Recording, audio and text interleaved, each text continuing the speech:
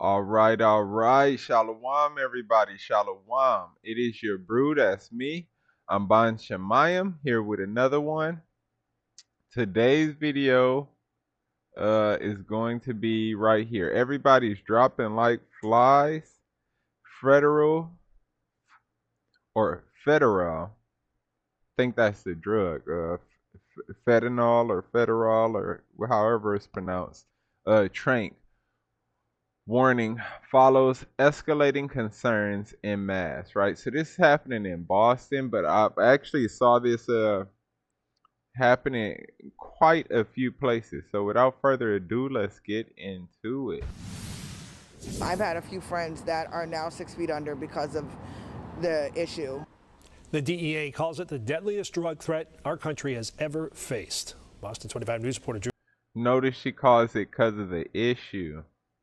Caritas first told us about Tranq last fall, and Drew, several of the people you spoke with tonight had friends die due to this Narcan-resistant drug. Mark, the latest data from a state-funded collaborative tracking program shows that about a third of New England's illegal street drug supply is laced with xylazine, also known as Tranq, and the zombie drug, as you just mentioned. Those we talked with. How did they know that? You hear that statistic? They said a third of all the drugs in Boston are laced with Tranq. Crazy. Known as Tranq and the zombie drug, as you just mentioned. Those we talked with tonight believe recent overdoses involving people they know are linked to this animal tranquilizer. You might think you're getting heroin, but next thing you know, you drop down, you die. It's a tranquilizer. The new warning from federal authorities about an emerging public safety threat, fentanyl and other drugs mixed with the animal tranquilizer xylazine, is not a surprise to those who have dealt with recent overdose losses in the Boston area. I know quite a few people that most likely passed away due to this new stuff. Will Rivas tells us he just had two friends die last week and suspects the anesthetic approved for veterinary use with. Dang, he said he lost two friends last week, man. That means you must have a lot of friends that do dope. It's sad, man. Let's keep going. Large animals is to blame. It's just going to get worse. More people are going to die. You're going to have more people migrate over here because they're going to hear that people are dropping. Like I said, people want to get high when they hear people are dropping because they realize they think the effect is 10 times greater, which in reality it's not. It's just killing you. Public health experts. That's crazy. So people going out there because they want to they hear people dying, they dropping. So people want to go out there because of that to buy the drugs. It makes it more of a viable spot to get the drugs because they think it's more potent. They think the effect is 10 times greater, which in reality it's not. It's just killing you. Right over here because they're going to hear that people are dropping. Like I said, people want to get high when they hear people are dropping because they realize they think the effect is 10 times greater, which in reality it's not. It's just killing you. Public health experts believe people are taking xylazine both unknowingly and intentionally because some people report that it lengthens the euphoric effects of fentanyl. Narcan, a crucial tool in saving lives in the opioid epidemic, is not effective with xylazine because it's not an opioid. It's put my life in danger. Like when I woke up, it was like a shock, like a sense of something I can't explain. I've had a few friends that are now 6 feet under because of the issue. This woman who can't explain. I've had a few friends that are now 6 feet under because is not effective with xylazine.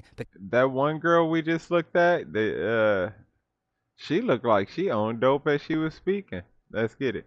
Because it's not an opioid. It's put my life in danger. Like when I woke up, it was like a shock. Like her, she looked like she owned dope, or yeah, maybe she just recently got off, but yeah, she seemed like she might be on dope. Like a sense of something I can't explain. I've had a few friends that are now 6 feet under because of the issue. This woman, who says she recently got off the streets, found a job, and is trying to stay clean, tells us she's worried that the escalating danger isn't sinking in with those at greatest risk. It's scary to just even think about it. I'm about to cry. If I poison somebody with rat poisoning, I go to jail for murder. So if you're going to poison somebody with xylazine, you should be buried under the jail. Repeated xylazine use is associated with skin ulcers and severe wounds, including the rotting of human tissue that can lead to amputation. Just last month, the FDA said it took action to prevent xylazine from entering the U.S. market for illicit purposes. We're live in Boston. Drew Caritas for your local station, Boston 25 News. Whoa. That's sad, y'all. That's sad. Like, it's the saddest part is that if you own dope, you gotta want to get off of dope. Gotta give you strength. Like he says, I won't put anything on you that you can't handle, right? I won't put a burden on you can't handle, but it's gotta be a will. You gotta want to get off of it. And then he'll strengthen you. But if you don't want to get off of it, man, and then to be addicted to it that much to where you would just go chase it knowing you would die. Like they say that, I think they say 50,000 people, like it's been 50,000 or more the last couple years of people dying from drug overdoses. Where like even in the 80s and the crack epidemic and all of that, you didn't have, it was like, I can't remember, but I can't remember, and I don't want to quote a bad number, but it was nowhere near as close. Wasn't even close to that number. We're talking about multiplications. We're talking about like times numbers to get to 50,000. So I think that's pretty sad. I really feel bad. I grew up, I knew people on dope and different dopes and, crackheads and people in my family who was addicted to different dope. So that's tough, man. That's a tough situation. It's really sad because people really like they really ready to run out there and die. Like, yo, that I to go get this, I'd rather die. Like it might be worth it. Like nothing can be worth it like that. Nothing can be worth it like that, man. Cause all you're doing is being filled with demons and losing control over yourself. You saw how incontrollable the body was moving and everything. That's all you're doing is filling yourself with demons. So without further ado, let's get into these scriptures, right? Today we're going to go over Proverbs 23 and we're going to start at 29. It says, who hath woe, right? Who hath sorrow, right? Who hath contentions, right? So who has woes, who has sorrow, and who has contentions, brawlings, disturbances, public disturbances, right? Domestic violence, right? It says, who hath babbling, complaints, or musing? So who's the people complaining? Who's the people fighting? Who's the people sad? Who's the people who got a woe, right? Who hath wounds without cease, right? So with no favor. So they got wounds, a bruise or a wound, and they got no favor, right? Who has redness of eyes, right? Dullness of eyes. They that tarry at the wine, right? So we know this is speaking about drinking, over drinking. But let's break down the like we broke down these, right? Who hath woe, who hath sorrow, who hath contentions, who hath babbling, who hath wounds without cause, who hath redness of eyes, right? They that tarry long at the wine, they that go to seek mixed wine. It says, look not upon the wine when it is red, when it giveth his color in the cup, when it moveth itself aright, right? It says, at the last it biteth like a serpent. This was the part I wanted to get out, right? At the last, it biteth like a serpent. So these people rushing out to get this drug, to get this high, because they feel good, but at the end it's biting them like a serpent. It's making them woe, it's making them sorrow, it's making them have contentions, it's making them babble, right? It's making them be sick or have wounds without a cause. So that they have no cancer, they have no they're self they're hurting themselves, right? It says at the it says at the last, right? So after the after part, at the end of it, it biteth like a serpent. So yeah, the want to get high is great, but at the end it's biting like a serpent. And guess what? Sometimes when you get bit by a serpent, you get sick. Other times you can die, right? And stingeth, right? Like a adder, or to scatter like a adder. It says stingeth like an adder. Thine eye shall behold a strange woman, right? And thine heart shall utter perverse things, right? Perversity, perverse things. Yea, thou shalt be as he that lieth down in the midst of the sea, right? So if you lie down in the midst of the sea, what are you doing? You're drowning yourself. Like if you get in the middle of the sea, you gotta swim. You can't just lie down or you're gonna sink. I mean, I guess if you got a good breathing technique, you might float a little bit, but eventually them waves gonna keep crashing. It's gonna drown you, right? It says, "Thou shalt be as he that lieth down in the midst of the sea, or as he that lieth upon the top of the mast." Right? They have stricken me, shout they say, and I was not sick. They have beaten me, and I felt it not. When shall I awake? It says, "When shall I awake?" Right? I will seek it yet again. Right? So they like, look, I got stricken and I wasn't sick. I was treated like I was sick or diseased and I'm not sick, right? They beat me. They was beating me up, right? And I didn't even feel it. You know, people on dope get hit with tasers and stuff. They don't even be feeling it. They shake that stuff off sometimes.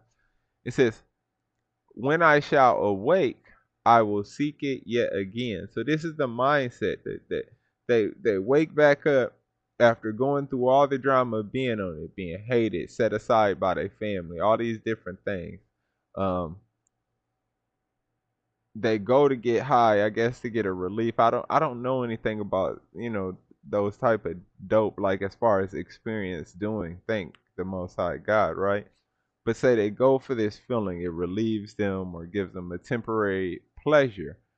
But then they're stricken. They're hated by their family, right? When they weren't sick, they separated, hated against, right, by their family when they're not sick, to smite or pushed away or hit, right? It says, "They have beaten me, and I felt it not." They got beat up or hurt or abused. They're getting abused, but they're not even feeling it because the dope is numbing them. It says, "When shall I awake?" Right? So whenever they awake back up, I will seek it yet again. So they're going to go to sleep with all of the beatings, all of the being separated, pushed apart, being forsaken. And they're going to wake back up and seek it yet again. And that is the sad thing. That is a sad, sad thing. Let's hit the second and last scripture, which is Proverbs 22, and we're going to go to 3, right? It says, because remember, it says that they will wake up and seek it again, right? Guess what? This is what Proverbs 22 and 3 says. It says, "A prudent man foreseeth the evil." So you got to recognize the evil that this thing is doing to you. It might give you like that pleasure, but you got to recognize the evil. It's destroying your body, it's destroying your mind, it's giving you a whole bunch of demons, it's taking away your wealth.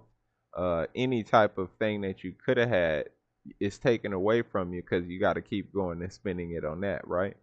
It says, "A prudent man foreseeth the evil and hideth," right? To hide or to conceal himself.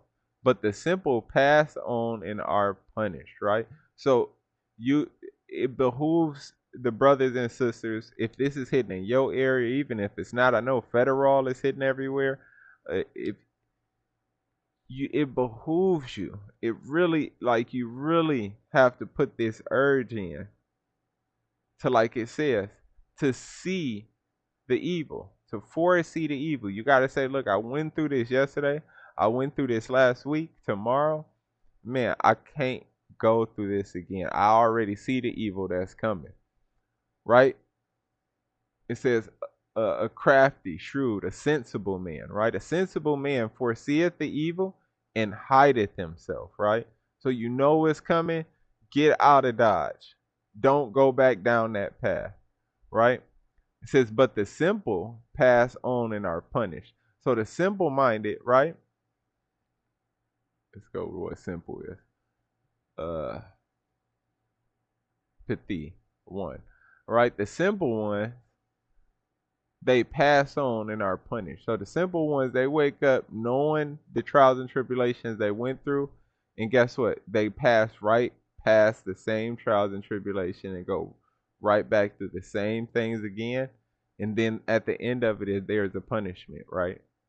So this video is not an actual really long video. I just wanted to get on that. I saw that the new drug is killing people. All of these are things coming to take down America. Like I said, crack was one thing, but the deaths from overdosing, 50,000 people a year, it's not nothing like it's unlike anything we've ever seen before. So we're watching all of these things, these plagues come on this country to tear this place down. And this is a sad one. So if you know people on dope or who doing some type of drugs like that, pray for them. First off, that's the main thing you could do is pray for them and encourage them, because at the end of the day, it's up to them. It's up to them to want to stop and better themselves. And if they choose to do it, I believe God would help them through it and pull them through it, because He is our strength when we weak.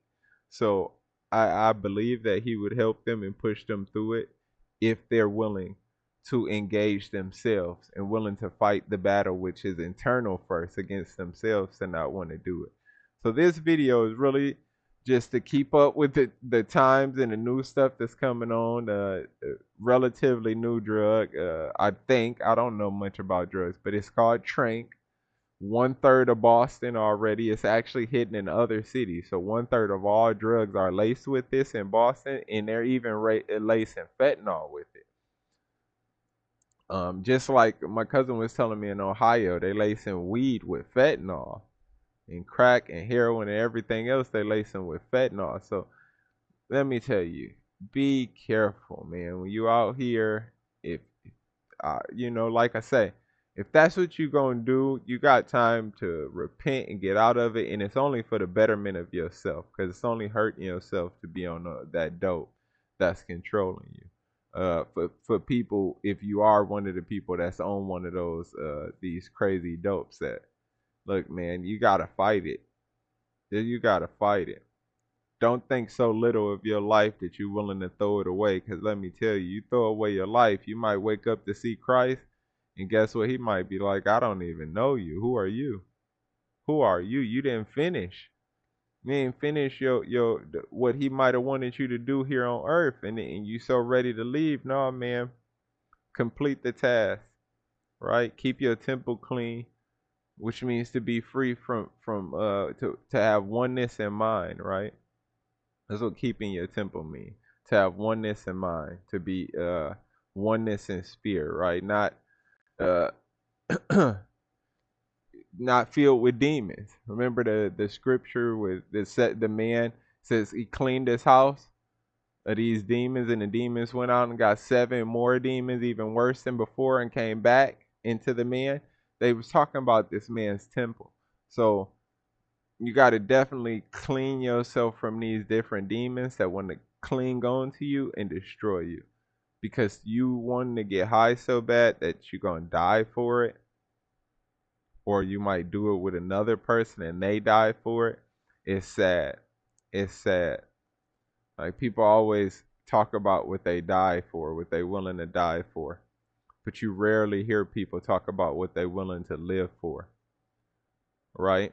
And it's how we live in this life that gets us to the kingdom, not how we died, but how we live, right? Because you could live a horrible life and die a horrible way, or you could live a wonderful life and be a horrible person and die an easy, peaceful way, or you could be a wicked person. You know what I'm saying? And live a horrible life and die a peaceful way. Your death it doesn't mean as much as your life. You understand? Your life, because you don't really die. You're still alive to receive the punishment that's coming. Your life on the other hand, it stands for something bigger. Your life stands for what you're gonna receive after you leave this place. It's how you live. You will reap what you sow. So what you put into it, you're gonna receive back. So on that note, don't want to make the video too long. I just want to say thank y'all for tuning in.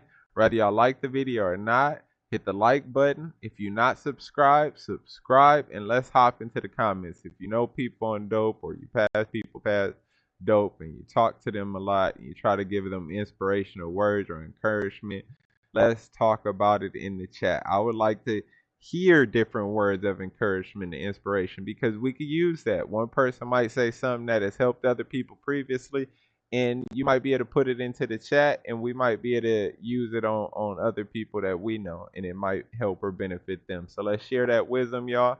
With that note, on that note, I just want to say Thawada, that means thank you. Kaula Haya by Shimon Shire, which is all praises to the Most High in the name of His Son. I want to say Shalom, which is peaceful greetings, and Barakatah, which is bless you. Y'all have a blessed one, and I will catch y'all on the next one. Peace out.